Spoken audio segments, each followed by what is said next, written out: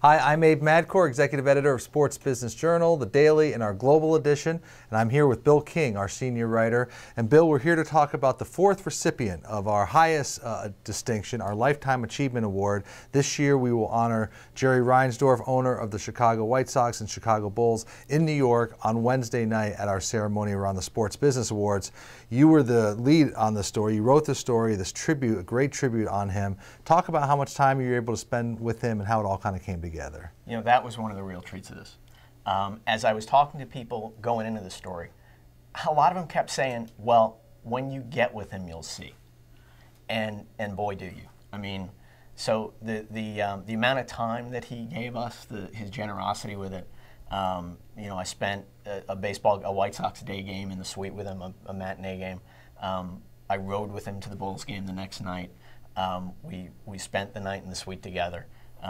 It was just great access, and he was equally generous with his insights, with his stories, just really telling the story of his life. And that's rare. He doesn't make himself available to a lot of press interviews. No, it's funny because he really did in the beginning. In fact, in the beginning, he was wide open.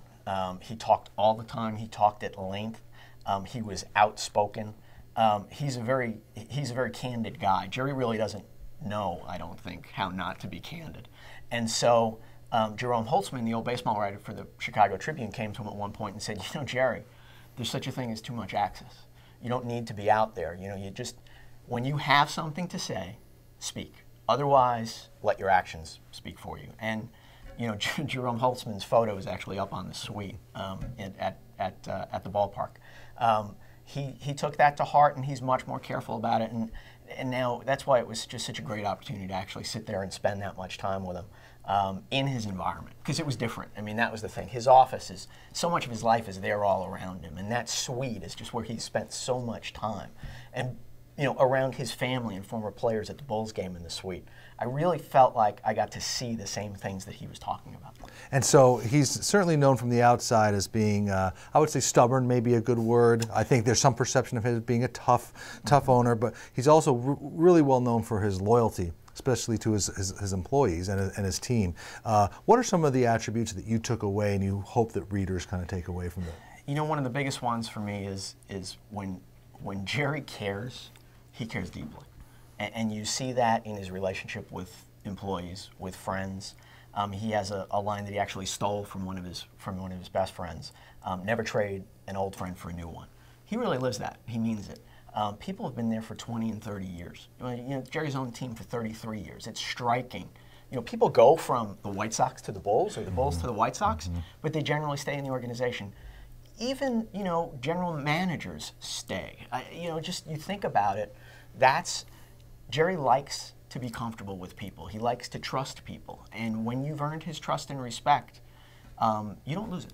And final point on the story was his influence throughout sports. A lot of people own teams. Not everyone gets engaged at the league level the way that Jerry has. He really gets that part of it, and he loves that part of it. He loves the owners' meetings. He loves being in the room. He loves being part of the decision. He doesn't just see baseball as within the confines of the ballpark. He sees it as the owners' meeting. He's missed 1 in 33 years. It's all part of it for him, and that was really, I'd always heard that, and I'd even seen that, but it was really nice to sort of get to live it for a day. Well, it's a really fitting tribute to a longtime team owner, and I know we're honored to honor him on Wednesday night at the Sports Business Awards, where he'll be introduced by his longtime friend and former ESPN president, George Bodenheimer. And we hope you get a chance to read the entire story. It's a very good piece, has a lot of different angles and looks at Jerry's life and career and his influence and his accomplishments. So for Bill King, I'm Abe Madcore. We'll see you down the road.